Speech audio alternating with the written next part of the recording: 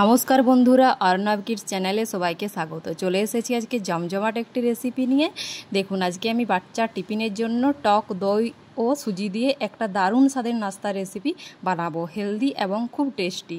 তার জন্য আপনারা কিন্তু স্কিপ না করে পুরো ভিডিওটা দেখতে থাকুন।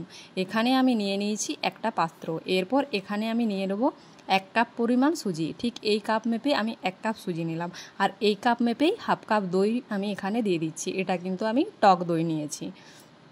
এরপর এখানে দিয়ে দেবো স্বাদ অনুযায়ী লবণ। এরপর এই কাপের হাফ কাপ জল আমি এখানে অ্যাড করছি। একদমই বেশি জল দেওয়া চলবে না, এখানে আমি হাফ কাপ পরিমাণ জল দিয়েছি। এরপর খুব ভালোভাবে সব কিছু আমি একসঙ্গে মিশিয়ে নিচ্ছি। দেখুন, আমি ঠিক এরকমভাবে একটা মিশ্রণ রেডি করে নিলাম। দেখতে পাচ্ছেন, আমি চামচের সাহায্যে খুব সুন্দরভাবে এগুলো একসঙ্গে মিশিয়ে নিলাম। এরপর আমার খুব ভালোভাবে মিক্স করা হয়ে গেছে। এরপর এটাকে আমি ঢেকে রেখে দেবো প্রায় 5 মিনিট মতো। দেখুন, 5 মিনিট আমি ঢেকে রেখে দিলাম। এরপর 5 মিনিট পর আমি ফিরে আসছি।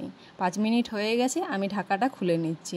দেখুন, 5 মিনিট পর আমার কিন্তু মিশ্রণটা পুরোপুরিভাবে সেট হয়ে গেছে। দেখতে পাচ্ছেন, খুব সুন্দরভাবে আমার মিশ্রণটা কিন্তু রেডি হয়ে গেছে। আপনারাও কিন্তু ঠিক একই রকমভাবে এই মিশ্রণটা রেডি করবেন। এরপর এখানে দিয়ে দিচ্ছি গ্রেড করে রাখা গাজর, আর দিয়ে দেবো একটা মিডিয়াম সাইজের পেঁয়াজ কুচি, আর দিয়ে দেবো 2টো কাঁচা লঙ্কার কুচি।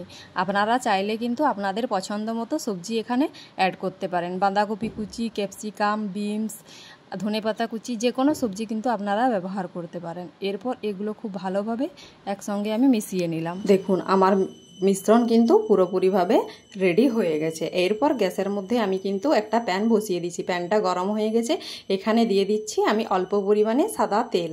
এরপর একটা স্প্যাচুলা দিয়ে খুব সুন্দরভাবে আমি প্যানের চারিপাশে তেলটা ব্রাশ করে নিচ্ছি। দেখুন, সুন্দরভাবে প্যানের চারিপাশে আমি কিন্তু তেলটা ব্রাশ করে নিলাম। এরপর এখানে অল্প অল্প করে সুজির এই মিশ্রণটা নিয়ে আমি ঠিক এরকমভাবে, যেরকম সুজির প্যানকেক বানাই ঠিক সেরকমভাবে আমি এটা কিন্তু দিয়ে দিচ্ছি, গোল গোল করে, ছোট ছোট সাইজ করে। আপনারা চাইলে কিন্তু ছোট বড় যেরকমভাবে হোক আপনাদের ইচ্ছে মতো আপনারা কিন্তু এটা দিয়ে দিতে পারেন। আমি কিন্তু এরকম ছোট ছোটোভাবেই বানিয়ে নিচ্ছি, কারণ আমি বাচ্চার টিফিনের জন্য এটা বানাচ্ছি, সেই জন্য আমি এটা ছোট ছোট সাইজ করে বানিয়ে নিলাম।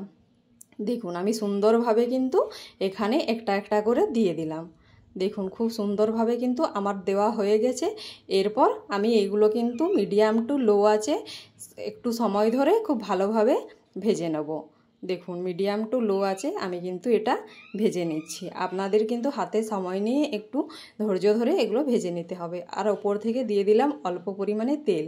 এরপর প্রায় 2 মিনিট হয়ে গেছে, 2-3 মিনিট বাদে আমি এটা উল্টে দিচ্ছি। দেখুন, খুব সুন্দরভাবে উল্টেও যাচ্ছে, আর কালারটাও কত সুন্দর হয়েছে। দেখুন, কালারটাও কিন্তু চেঞ্জ হয়ে গেছে, একটু লাল লাল মতো হয়ে গেছে। আপনারাও ঠিক এরকমভাবেই কিন্তু বানিয়ে নিতে পারেন খুব সহজেই এই চটজলদি রেসিপি। দেখুন, এটি কিন্তু কম উপকরণেই হেলদি এবং টেস্টি একটা রেসিপি। এটি কিন্তু খাওয়াও যেমন উপকার স্বাস্থ্যের পক্ষে, আর বানানোও কিন্তু খুবই সহজ। দেখুন, বলতে বলতে আমার রেসিপিগুলোটা কিন্তু রেডি হয়ে গেল। ঠিক একই রকমভাবে আমি আরও একবার বানিয়ে নেব। দেখুন, সবগুলোই আমি ঠিক একইভাবে বানিয়ে নিচ্ছি। দেখুন, আমার সবগুলো কিন্তু বানানো হয়ে গেছে। এরপর এটা আমি সসের সাথে দিয়ে পরিবেশন করে নেব। আপনারা চাইলে কিন্তু কোনো চাটনির সাথেও এটি খেতে পারেন, খেতে কিন্তু অসাধারণ লাগবে। দেখুন, আমার রেসিপিটা কত সুন্দর হয়েছে, কত সফট হয়েছে।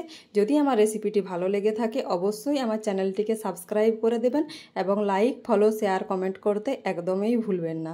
ফিরে আসছি নিত্য নতুন রেসিপি নিয়ে। ততক্ষণ ভালো থাকুন, সুস্থ থাকুন।